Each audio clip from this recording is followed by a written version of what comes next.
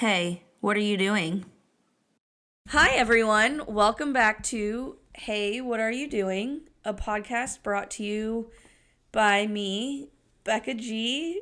I hate that I say that every time, but it rhymes. So at this point, we just have to keep going. Today, I have one of the most special guests. This girl has been my best friend since I was born. She had to live in this world for 20 days without me. It was probably the saddest and darkest time of her life as a 20-day-old infant because I wasn't here. But as soon as I was born, it just brightness. Just it's about when you can track objects as a baby. Then Becca arrives. The first thing I could see. She has before Becca and after Becca. Anyway, it is Lisa. Yay! I really have to figure out how to add claps. You need one of those soundboards. I know. I should give everyone like a walk-up song. I'll just be the soundboard today. Lisa, you can just come in that will be your job. That's what I will pay you to do. Yes. Is be the soundboard for every episode. Perfect.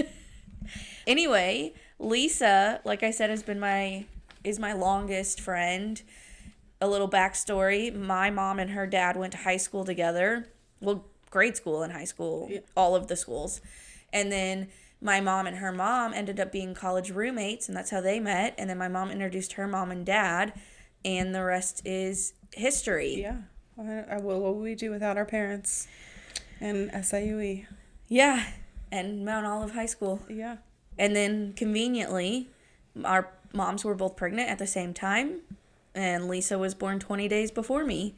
We went to the exact same preschool, yes? Yeah. Grade school, middle school, high school. And while we didn't go to the same college at the same time, Lisa did end up at SIUE. Yeah. After her first round of college. Yeah. Little unknown fact about Lisa is Lisa loves college. Yeah, I think I'm done for a little bit, but I think there will be more college in my future. How many degrees do you have? 4. At 32 years old. Yeah. That is wild. So 1 undergrad and 3 masters. What are they all in? Undergrad is in biology, and then I have a graduate degree in biology, and then a master's degree in regulatory, and then my MBA. I have my undergrad.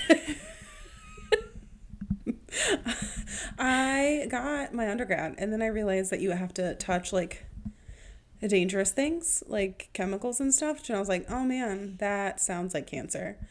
So I got something that maybe I wouldn't be doing that. Yeah. Great. And now you're out there helping save lives.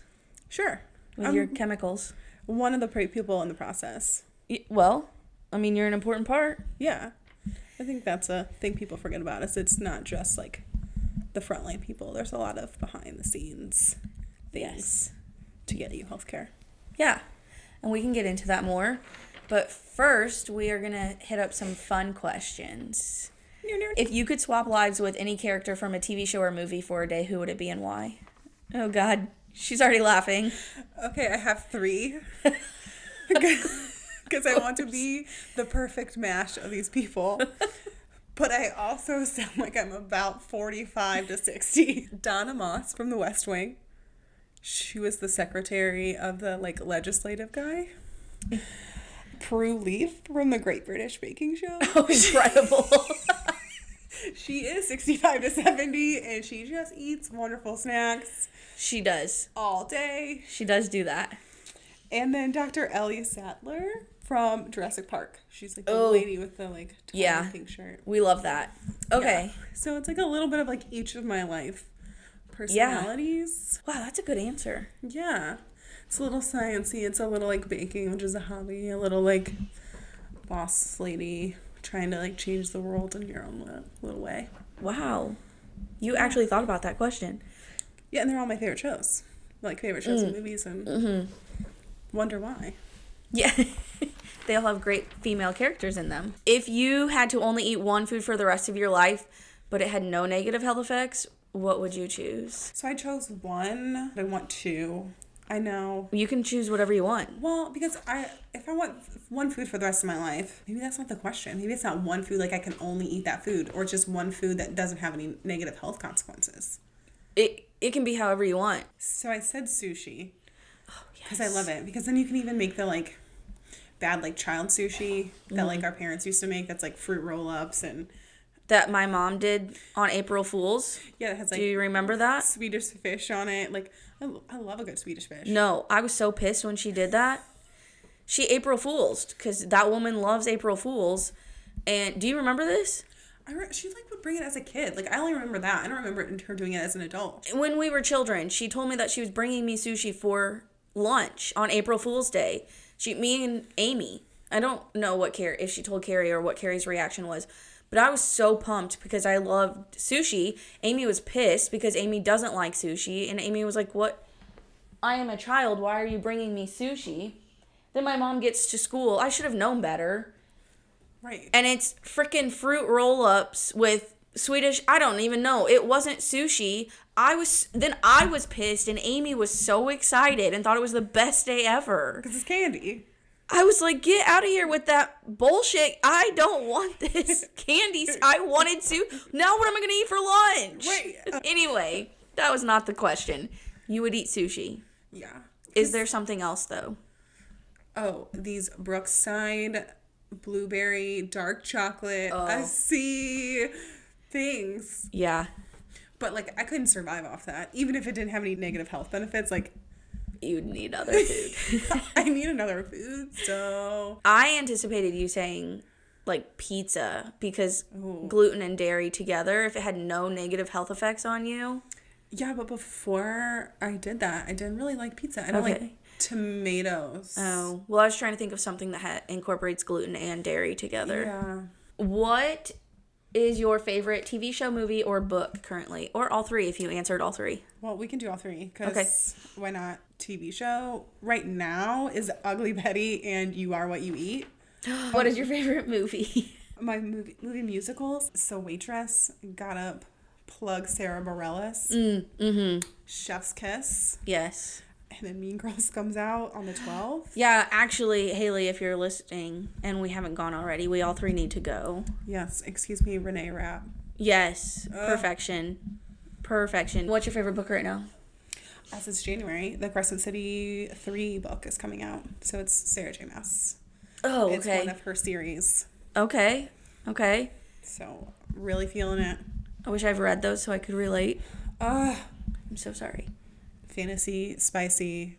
All right, well, we're going to get into what Lisa's doing. Okay, let's do it. So, tell me a bit about yourself and what a typical day looks like for you. Well, I like to pack as much in as possible. You do. I got some serious FOMO on everything. It doesn't matter how boring you think the task is.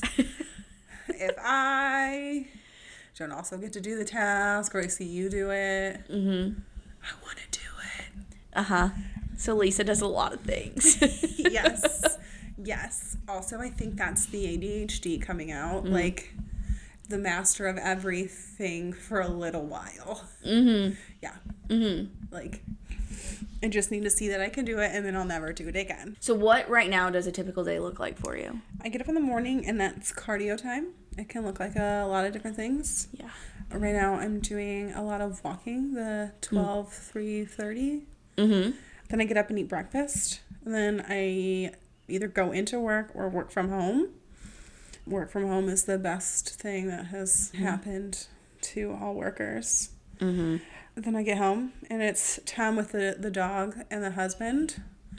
JoJo has a solid 10 to 15 minutes that she will be active a day. I hope that I'm home in that active period. Otherwise, it's napping. Also, it depends on the days of the week. Right now, it's prime sports season for children. Yeah, so this is January, so there's middle school volleyball for girls, middle school boys volleyball, high school girls and boys basketball. So I ref all those sports. So I'm usually out of the house 2 or 3 nights a week. So we love it. Are we cutting back? We are going to next year. Next year. Okay. For sure. I gave up soccer and softball, and I'm giving up basketball for next year. Okay. But I will keep volleyball for high school and middle school. Okay, that's fair. You do enjoy it. I do enjoy volleyball the most, and then basketball. So, I mean, you don't want to take everything out that you enjoy, but maybe a little less busyness. A little less. I think I enjoy basketball the most as a sport, but the parents are the most intense there, and they get more intense the younger they get. Well, by the time they're in high school, like, they can self-manage. That, like, when they're little, they're, like, they can't really, like, run and, like, dribble a ball or, like, hit anything or shoot. So there's a lot of flailing. The parents are upset. But, like, their child is the one that's flailing. So it's just managing chaos in a productive manner. And you're there to do it. Yeah. Can we get better at something? Can we learn a skill enough that, like, when we're 30, we can play with our buddies and, like, starve off the heart attack one more day? That's always, like, my goal is, like, did no one get injured? Did we learn a skill or, like, get better enough that, like, maybe we'll stay active into our 30s, 40s, and 50s? One time I went and watched Lisa Ref. Well, it was watching Lisa Ref while also watching my little cousin play volleyball. But it was kind of cool, actually, to see you. I had never seen you in action. And then also, you did something that no ref did when we were kids, ever, I don't think. But you pulled girls aside and you, like, gave them tips or tricks or, like, your thoughts, which was, I think, is really kind as a ref. And they don't understand. You make a call, which is fine, and you make it. But they don't understand, one, what the call is. Or two, like, even if they know what that is, they don't know what it means in, like, proportion to their body. Like, when I'm taking up space as a human on this court, like, they don't know what that call is. So, like, showing them, like, this is what you did to, like, if you do it this way instead of this way, that won't happen. Yeah, like, if you jump up instead of forward, you won't go into the net as many times, and I won't have to call that on you 75 times a game. Yes. There's, like, a group of, like, 3 guys that I ref with, and I do remember them doing that in middle school and high school, and they do it now as a ref. Like, I ride with them, and at the way home, they're like, this is your assignment for the week. Please stand in the mirror and make signals. So it's like, oh, man, I get that you're 52, but I feel 15 again. Yeah. Thank you so much. Okay. How would you describe your current phase of life in 3 words? I said full, scheduled, and simple. I know. How? Because, like, so full because every moment is full, and I like to, when I do a thing, I do it to the fullest extent. Like when I have family dinners, I don't just, like... And by family dinner, she means our friends. Yeah. You're fine. Not biologically related at all. But, like, instead of just, like, ordering a pizza or, like, it's always, like, an event. It's, like, an excuse. So everything I do, I try to do, like, to the fullest extent. I schedule everything. And simple, like, finding the, like, simple joys and everything. Just being with people and the connectiveness, like... That's not a huge, like, to-do, but, like, just, like, we went to that candle class where we got to be with, like, our siblings and our parents and just, like, spending a night together. Like, the candle was great. Like, I burned the candle, but it was really about, like, the night and the time. Spending time together. Yeah. Which is important. Yes. Okay. And then also simple. Please go into detail about how it's simple yet so incredibly full. And scheduled. Well, I think that's, like, it, too, is that, like, you don't have to do something, like, crazy to make people feel important in their lives.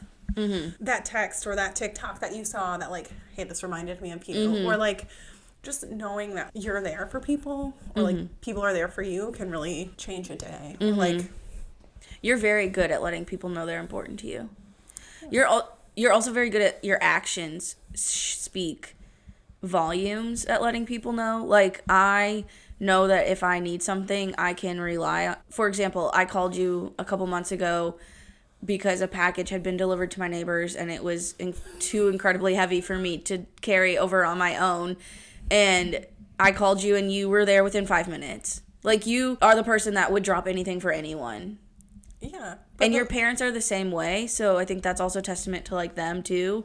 Like, you guys, if someone needs something, it's, like, no questions asked. Yeah. You guys are just there. But you also know that, like, you get what you give, too. Mm-hmm.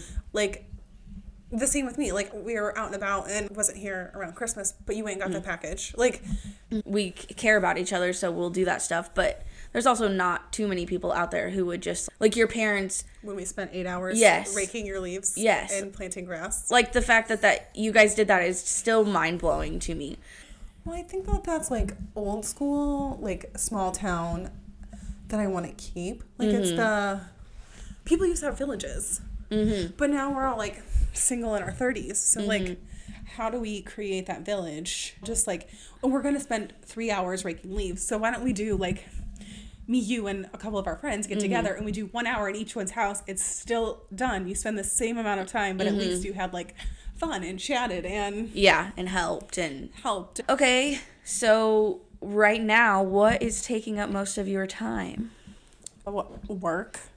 Because that's 40 hours a week. Gross. Yeah. I mean, it's really great. I love my paycheck and my benefits. Health insurance is great. Do you love the job you're doing? Take out whoever you work for. Do you love the actual job? I mean, I think that the work fits my personality. Mm-hmm. I mean, I don't see a job that, like, oh my God, I can't wait to, like, go to work tomorrow. Mm-hmm. Like, I can't imagine a job that exists. It does for some people. Yeah, like, but I don't think there's anything that I would just be like, oh my God, I cannot wait till I get to go back. Okay. What takes up most of my time? Games. All the games. Mm-hmm. We ain't talked about all the games. My husband and my dog. Mm-hmm. They take up lots of time. They're great. That's my favorite way to, like, end an evening. Is just on the couch or, like, in the bed with them. Mm-hmm. We're also trying to, like, remodel part of our house and reorganize our house. Mm-hmm. So moving the office and remodeling our bathroom. We want to clean our basement because it just turned into a... Yeah. I just don't want to see this object. Yeah. And all my hobbies that last 2 months end up in the basement. So... yeah. We need to do a little bit of a reorg in the basement. Okay, well... these are all, like, put together mostly. Leading into that, are you working on any personal projects or hobbies right now? Well, we just talked about the remodeling and the reorganization. Mm-hmm. And those are boring and adult-like, so let's skip those. I got into knitting this last year. Yes, you did. I did. So one sister-in-law is due any day. She is. I do track her on her Apple phone so I can see when she heads to the hospital. Well, so she is going to have birth, so I knitted my first blanket. Oh. Yeah. Did you send me a picture? I don't know. I have it on my phone. I'll show you. Okay. Their nursery is dragon themed. Oh, cute. They're having a little boy, so I made a purple blanket. Mm-hmm. And she asked, like, oh, why purple? Like, most people did, like, blue or green, or, like, boy colors. I was like, well, your nursery is dragons, and dragons are purple. And she's like, dragons are made-up creatures. There is no fact about dragons. But that's okay. I love it. Yeah. Go with purple. Church lock-ins. We just watched that end credit scene where they do karaoke. Oh my God, we did. That is a memory I didn't know I had. Church lock-ins. Yeah. We could go on about those for a long time. But we're not. We're going to talk about a recent achievement or milestone that you were proud of. Well, I got a very large promotion last year. Yes. I just went from a regular quality control person to a senior lead. Nice. Which came with a hefty raise. Crushing it. Which really, when they gave me the little sheet with my, like, promotion and my raise, I framed it. Oh, nice. It's hanging up on the wall. I was like, life-changing moment. Thank you. Yeah, my degree and the promotion, because they cost about the same. And I know it's not an achievement, but it is a milestone that I agreed to stop reffing soccer and basketball. That is an achievement, actually. Just, like, me allowing myself to say no, and that, like, I've had enough. I really appreciate those, and, like, they've given me lots of opportunities, and, like, I've got to grow myself, but growing enough that I have the ability to say no, or like, that's enough. I really got into reffing because like it's about community and finding community as an adult. And like that is a unique group of mostly dudes. Yes. Mostly guys. It is a boys club. It is a boys club. There's like 3 other girls that I do. You're probably the youngest. No, there's a girl that started this year that she's at Lewis and Clark. She's like, oh, wow. In her 20s. Good for her. Yeah. She's not doing high school. She's doing middle school. But she's doing great. So, nice. Yeah. But, yeah, besides that. Yeah. The average age is like late 60s. Yep. Male. Yep. There's still a decent number of like women in volleyball, but soccer and basketball, it is. And I feel like. And softball and baseball. Boys, too. Boys sports. Yeah. Primarily men. Yes. Reffing. Yes. But I am proud of you for stepping back. Yeah. Because I need balance. Yeah. And it's exhausting. Yes. So. I mean, you're essentially out there running up and down the court with them. Yes. And that sounds terrible. Yeah. But it is good. I think it's good that you are stepping back. Yeah. It's a good thing. Okay. How has your perspective or priorities changed in the last year? Well, let's keep it going from the last one. The ability to say no. Yeah. Or like, I'm done is huge. For you, yeah. For me. I'm kind of a people pleaser. Like, I would like, and I want people to have like opportunities. So if like me saying no like prevents the opportunity from happening, I would always say yes. But like sometimes that's not good for me. So I need to like say no. And also your FOMO. My FOMO, yeah. But like there are definitely been times like I already have 3 games, but then a ref got sick and I pick up the 4th one because like if I don't, like I'm the last call and then they have to cancel the game. Like so now these like 4th grade girls who like look forward to this all week don't get to play their game. That's not on you. I know, but like I know that I would have been a disaster. It's very nice of you to take their feelings into consideration. Actually, just putting me in their shoes, like I would have been a mess. You're an empathetic person. My poor parents.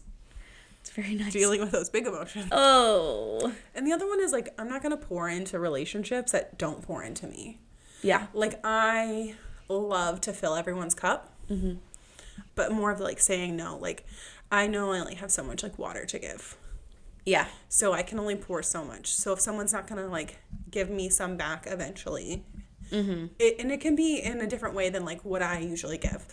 Like I'm very respectful of like I give in this way, but I know that like you give in this way and my other friend give in this way and my other friend gives this way, that like if you're not going to pour back in any way, then that's not good for me either.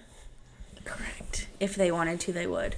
Yes. I feel like that's a good lesson. A hard lesson.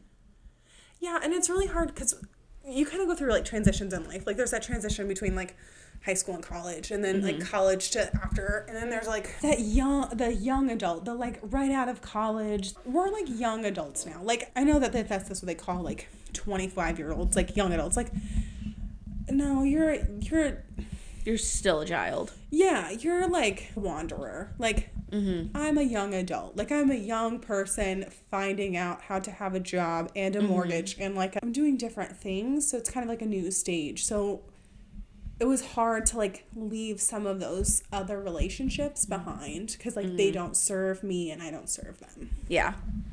In your phase of life. Yes. And that's not to say they won't come back around.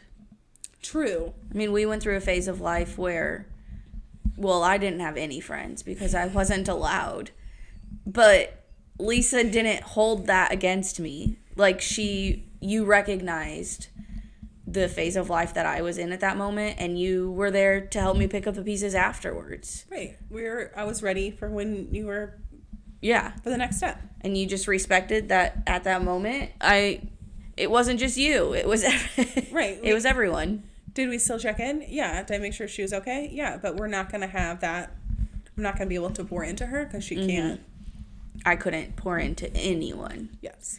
Yeah, but you were there when I needed it. So it's not to say all those relationships won't come back, but for now, they don't fill your cup. Yeah. And that's okay. Yeah. It's nicer or easier, or those aren't the words I'm looking for, but to have quality friends over quantity of friends. Yes. Especially at our age. Like, I don't need 7,000 friends. No, it's like the village thing. Who's going to be there? Okay. What's a big goal or dream that you're currently pursuing? I would like to retire by the time I'm 65. That is a good goal. I know. That's not a current one, though. We got to plan now. I can't just wait. True. And then the other one is to, like, one day build a house. Oh, that's a good goal. Yeah. But it's not, like, the realistic goal is to build a house. Mm-hmm. The unrealistic, like, goal of that is to build, like, a compound. Lisa and Trent want a compound so bad. So bad. I talk about the village the whole time, and it's not as, like, drink the Kool-Aid as it sounds. No, but it is. I'm going to build a compound and all of my friends need to live on it and we're just going to live off the land. Yeah, so I don't want to, like, send my parents to a nursing home. So I'd really like if I could build them, like, a 2-bedroom, 1.5 bath, like, shed dominium thing right next to it. But then it would be nice if, like, our friends could, it was enough that, like, our friends could build whatever they wanted there too. We could have a shared garden, more of the, like, village. Like, our friends are out, so, like, we'll watch your house or, like, your dog or... Grab your package off the porch. Yeah. Mm-hmm. Old school. In what ways do you feel you've grown or evolved recently? Saying no or enough is enough. Mm-hmm. That was, like, a big one. Mm-hmm. Prioritizing rest.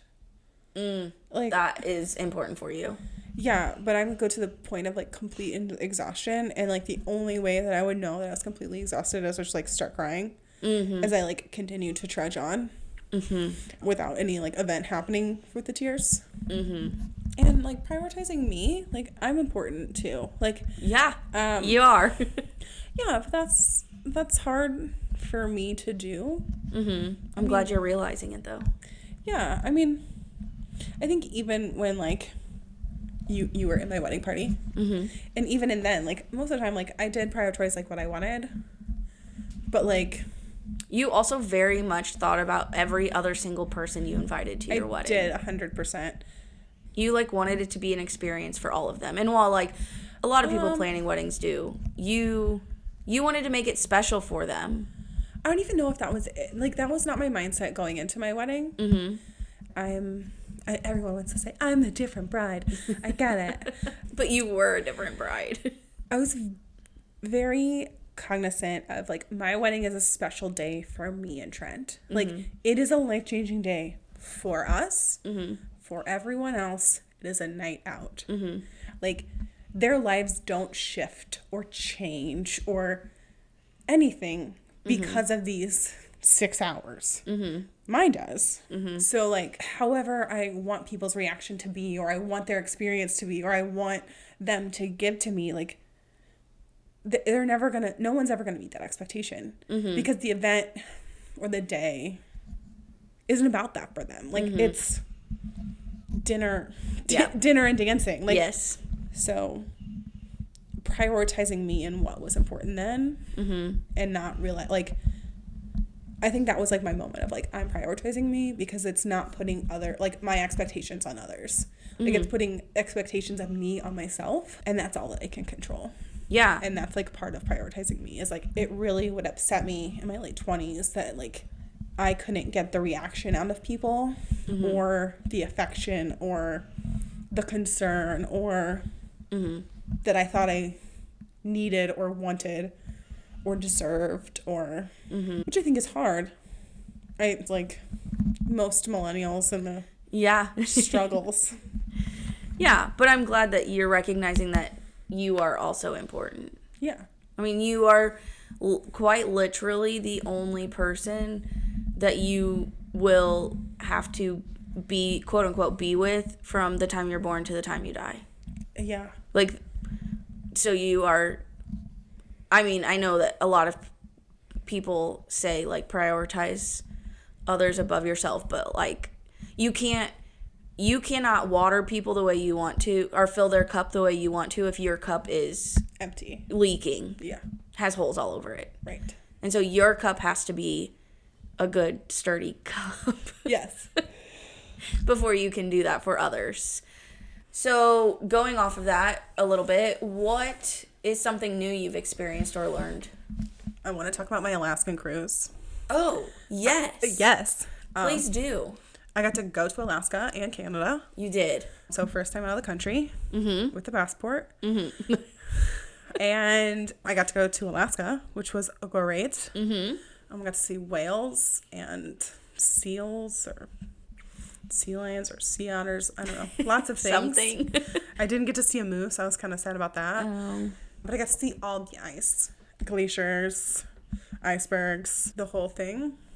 Yeah, it's the most beautiful thing in the whole world. It's also like some of the most like depressing times I've had. Like they talked about how like much it's melting and how quickly and how that was crazy. But yeah, Alaska, everyone needs to go see the ice. The ice is amazing. It's beautiful. And then it's my first time on a cruise. Yeah, how was that? Amazing. So Were you scared? I was scared I was going to get sick. Are you on North Sea TikTok? Yes. Was it like that? No. There was one night we had like rough waters, and it was because we were like, it was rough waters, so we also like weren't prepared, so our like suitcase was rolling around while we like tried to sleep, and we had to like get up and like lock it inside a closet and like Oh my God. almost like rolling around the room and stuff. I don't know. I would have been so sick. It was like our first night. We didn't know. No, we had those like patches. And they worked? Yeah, it was great. Oh. People always talk about how people gain weight on cruise. Me and Trent both lost over 5 pounds on this cruise. Oh my God. Well, Alaska, all of our excursions were active excursions. Like we went kayaking and we went hiking and Up a mountain of ice that was melting, so yeah, your parents were freaking out. yeah, all the time. But also like if you take the stairs and you walk around, and even on like sea days, like the sea day was around Glacier National Park, so we're like running from side to side on the boat to like see different like oh the humpback's over here, the gray whale is over here, so like cross the boat so you can see it, and the best view is on this side and this side, so like we had over 25,000 steps every day on this cruise. Oh my God. So right, unless you're just sitting there eating the whole time, like I feel like that's probably more for like the Caribbean. Yeah. Well, yeah, and there was like the first guy, like we're still in port getting on the boat, and me and Trent are just like figuring out how to use our drink package and order a drink. So it was like 30 minutes. I'm like, we don't even know what we're doing. This one guy had gotten like a plate of nachos, a hamburger and fries, and then his wife like brought him a bowl of noodles. All while we're like still at the bar trying to figure out how to order a drink. We're like, he's like in his robe, and we're like, incredible. Excuse me, sir, we see that you have figured it out. Like how do we... Where does that come from? Yes. SOS. SOS. How do you even get a snack? I just need water. Yes. So I just suggest cruise and Alaska. But do your research. Only 2 cruise ships are allowed into Glacier Bay National Park, and that was probably the best part. Yeah, otherwise you have to like sit outside the park and then pay an extra fee to get on a small boat to get in. Wow. Yeah. Good to know. If anyone's thinking of an Alaskan cruise, hit up Lisa. Yeah, I will talk Alaskan cruises all day. What up? Hashtag Holland America sponsor me. Anything else that you've learned or experienced recently? Those are my big ones. Okay. What is something that you're passionate about, and how does it influence your daily life? My 2 things are being active and connections are my passions. I gotta move throughout the day. Lisa is definitely the most active human being I know. Yeah. I think some of it is like my personality. Some of it is the ADHD. Like, I gotta get off the energy. You do have a lot of energy. Yeah. So I have to be active. Like, that's why my mornings have cardio. Gotta get it through. There are some days where I do 2 times of cardio just because, like, my skin is getting ready to crawl. I gotta do something. You're like, I've got to move. Yes. And then connections. So, like, family and friends all the time. And just people in general. It drives Trent crazy. Is Trent more introvert? Oh, 100%. Like, stay home? Yes. He recharges from alone time. Trent and I are pretty similar in that way. Yeah. I choose, like, those people in my life. Yeah. You're like, I want to see all of you at all times, and every single one of us are like, we need 1 minute. Can you wear me as a backpack and we could always be together? And you're like, oh my God, I want to shove that backpack in a closet in a dungeon in my basement. No, never that. You are good at respecting those boundaries, though. Yes. Like understanding and realizing that different people in your life thrive differently. Yes. And Trent is great at being the third wheel because it gives him like the best of both worlds. He doesn't have to like, he can come along and like be part of it, but he doesn't have to be like the center of attention. So like there's a lot of like, he's like, yeah, I'm the third wheel on this event. And I'm good with that. I am too. Yeah. All right. Speaking of Trent, is there a particular moment that significantly impacted the direction of your life? I would say meeting him. Yeah. We're going to share that story because it's a great story. Yes, please do. So me and Trent met on Tinder. Lovely site. Yes. Millennial meeting place. Yeah. Well, I was going to SIUE. Okay. What year? That's a great question. I don't remember. Great. Once you get married and all that stuff flies right out the window. Out the noggin. It was right after there was an incident where a student was murdered when he tried to sell his car on Craigslist. Oh. So we were getting daily and weekly emails about not meeting people on the internet. And Lisa was like, person. what? And I was like, what? Say what? Yeah, let's go. Let's do it anyway. So I met this guy named Trent, and I was like, oh, he's funny. Then he asked if I wanted to go hiking. So, stranger in the woods, turn up. It's like a lake. On your first date? Swamp, yes. Great. For our first date. And I was like, oh, this is where I get murdered and dumped into the swamp where they never find me again. And by swamp, please tell everyone where. Oh, it's Watershed. It's a very nice area. Yeah, very heavily trafficked. Not a swamp. No. Not in the middle of nowhere. It's a bougie, like nature center. Well kept. Nature center. But at the time, I had no idea, and I was getting these like horrible emails. Like, if you meet someone on the internet, they will like dispose of your body in horrible ways and just like steal everything that you have. And Lisa's like, let's go. Yeah, so I did it anyway. I was terrified the whole time, and then he didn't murder me, so I consider the date a huge success. He had a really high bar. Incredible. So every date was up and up because when the first one is like, don't murder me. Yeah, I would say that is... Like 3 people knew my location, was tracking me at all times. Good. Because I was like, at least they would find me like while I was fresh and not like bloated. And stinky. From decomposition. Also, the lake at Watershed is probably not even deep enough to throw a body in. Annie fell in it and it went up to like her chest. Yeah, but that mud is so like sticky and goopy that you could probably like stand on my body and like sink me down. Wow, you really thought about this. I totally thought about this a lot. I was like, goodness gracious. Again, in a very high trafficked area. Trent would have enough time to murder, throw Lisa in the lake, and then stand on top of her without being seen. Yeah, of course. That's irrational brain at its prime. Anyway, so your first date, and then it was... Love it. It was... You were inseparable ever since. We really were. Yeah. Then Lisa introduced me and Trent to each other multiple times. Yeah. We were at a unique stage at that point, too. Because, like, we kept meeting at bars. Me and you? Yeah. At, like, late at night. Like, I remember introducing him to you multiple times at Big Daddy's at, like, 11 o'clock at night. Oh. I remember being introduced to him at, like, homecoming. And then... Understandable, the same as... Yeah. An equivalent to Big Daddy's. And probably a bar.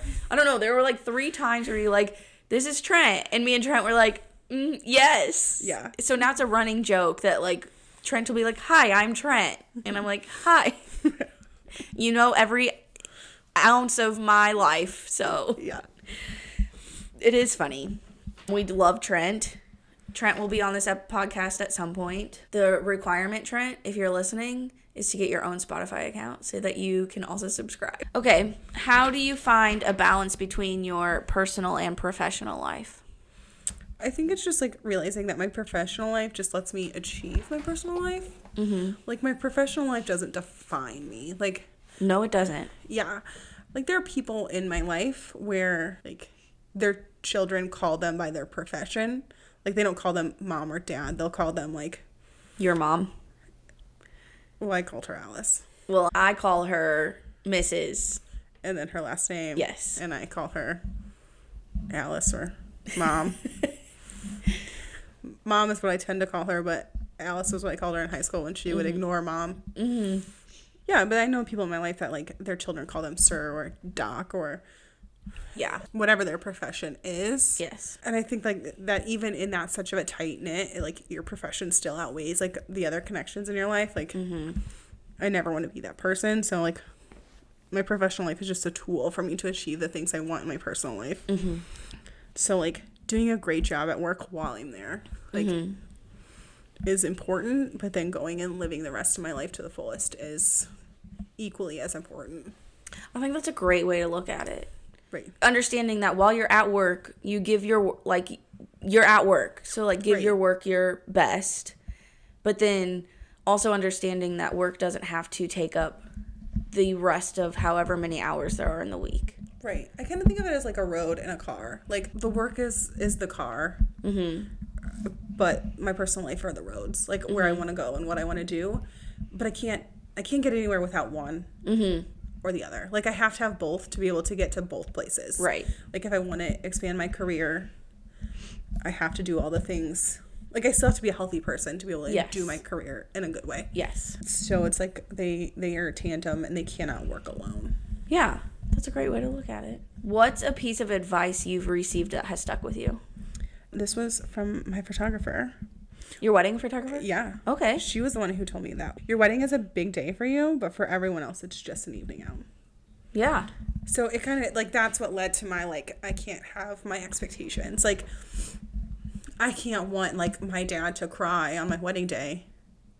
Like, did my dad cry? Yes. But, like, me wanting him to cry isn't going to make that happen. Yeah. Like, and I can't make that happen for this day. Like, we would have had to put in work for years and build that time and relationship. Like, there were things that, like, oh, I wish that, like, we would have had a connection and, like, it would have meant something for them to, like, be there or talk to them on my wedding day. Well, we didn't, and it didn't happen, and I can't control that. And for them, it wasn't a day. It was my day.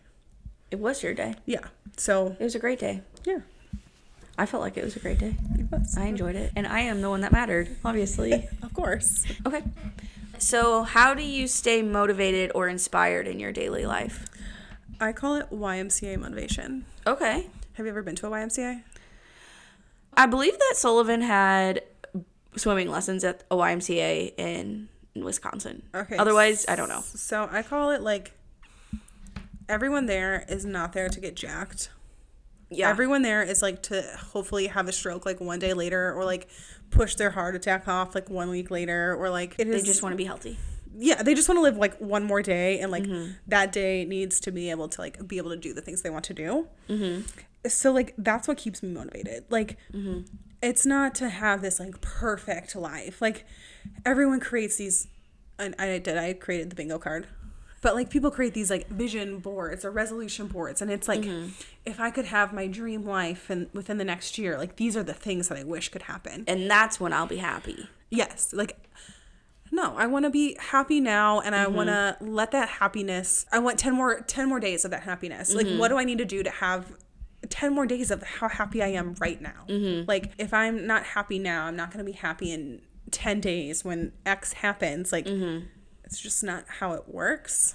Correct. It's a slow scale of emotions and hormones in life. And so, like, I want to keep, like, the YMCA motivation. Like, I love that. Just be happy. Just be happy. Like, it's easier said than done, obviously. It is.